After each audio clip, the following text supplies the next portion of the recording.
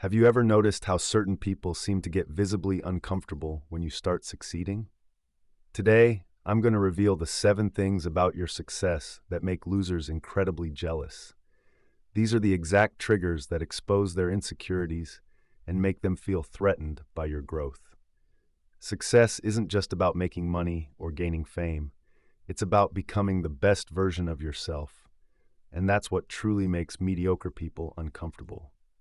When you embody these 7 qualities, you'll not only accelerate your own success, but you'll also instantly recognize who's genuinely supporting you versus who's secretly hoping you'll fail. The first thing that makes losers jealous is your consistency. While they're looking for shortcuts and quick fixes, you understand that real progress happens through daily discipline.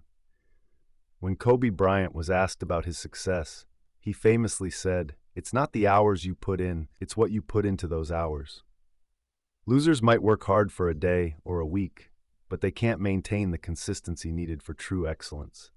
They see you showing up day after day, pushing through resistance, and it reminds them of their own lack of commitment. They'll try to convince you that you're doing too much, or that you need to relax sometimes. But what they're really saying is, your consistency makes me uncomfortable because it highlights my inconsistency. The second trigger is your ability to delay gratification. In a world obsessed with instant results, your patience and long-term thinking stand out. While others are maxing out credit cards for luxury items they can't afford, you're investing in yourself and your future. Studies from Stanford University have shown that the ability to delay gratification is one of the most powerful predictors of future success. When losers see you passing up immediate pleasures for greater future rewards, it confronts them with their own impulsivity. They'll call you boring or say you're missing out on life, but really, they're projecting their own inability to think beyond immediate satisfaction. Your strategic patience isn't just building your future, it's highlighting their short-sightedness. The third thing is your growth mindset. When you face challenges or failures, you see them as opportunities to learn and improve. Meanwhile, losers have a fixed mindset. They believe abilities are static and avoid challenges that might expose their weaknesses.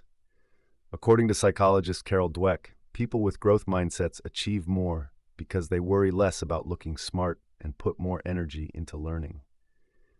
When mediocre people see you embracing difficult situations and bouncing back from failures, it reminds them of their own avoidance behaviors. They'll tell you, not everything needs to be a learning experience or that you're overthinking things. But what they're really saying is, your willingness to grow makes me uncomfortable because I've chosen comfort over improvement. The fourth trigger is your expanding network.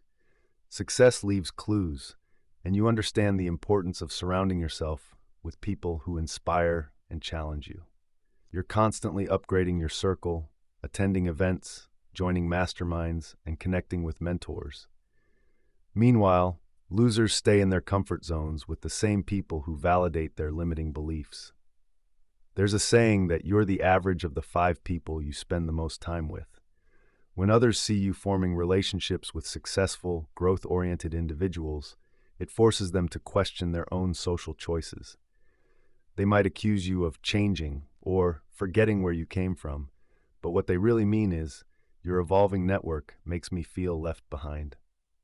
The fifth element is your investment in self-education. While others spend hours scrolling through social media or binging Netflix, you're reading books, taking courses, and developing new skills. The average CEO reads 60 books per year, while the average person reads less than 1. When losers see you constantly learning and applying new knowledge, it highlights their own intellectual stagnation. They might say things like, "You don't need all those books," or "Experience matters more than theory." But what they're really expressing is discomfort with your commitment to continuous improvement. Your dedication to learning isn't just expanding your mind, it's exposing their willingness to remain ignorant. The sixth trigger is your ability to set and enforce boundaries.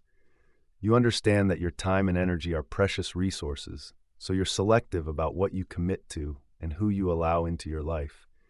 You say no to opportunities that don't align with your goals and distance yourself from toxic relationships. Losers, on the other hand, say yes to everything out of fear or people-pleasing tendencies. When they see you protecting your peace and prioritizing your well-being, it confronts them with their own lack of self-respect. They might call you selfish or say you've changed, but what they're really saying is, your boundaries make me uncomfortable because I don't value myself enough to establish my own. The seventh and most powerful thing that makes losers jealous is your self-accountability. When things go wrong in your life, you look inward and ask, what could I have done differently? You take responsibility for your circumstances and believe in your power to change them. Losers, however, blame external factors, the economy, their boss, their parents, or bad luck. According to a study in the Journal of Personality and Social Psychology, people who believe they control their destiny, internal locus of control, are happier and more successful than those who believe external forces determine their fate. When mediocre people hear you taking responsibility for your mistakes and setbacks, it challenges their victim mentality.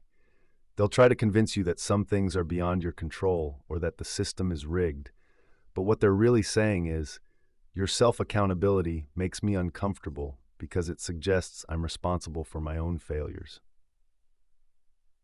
Now here's the important part. Recognizing these triggers isn't about judging others or feeling superior. It's about understanding the dynamics at play so you can protect your energy and maintain your momentum. When you notice someone displaying these jealous behaviors, don't waste time trying to convince them or seeking their approval. Instead, compassionately create distance and double down on your growth journey. Remember, true success isn't about making others jealous. It's about becoming the best version of yourself, regardless of who's watching. The people who truly belong in your life will celebrate your growth rather than resent it. They'll be inspired by your consistency, your delayed gratification, your growth mindset, your network, your self-education, your boundaries, and your accountability. As you continue on your path to success, use these triggers as confirmation that you're moving in the right direction. Every time you notice someone getting uncomfortable with your progress, take it as evidence that you're doing something right. Their discomfort is not your responsibility. Your growth is.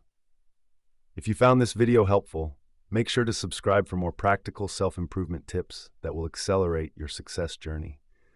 Drop a comment below, sharing which of these 7 triggers you've experienced in your own life. Remember, your success isn't just about achieving external rewards. It's about becoming someone who deserves those rewards through consistent growth and self-mastery.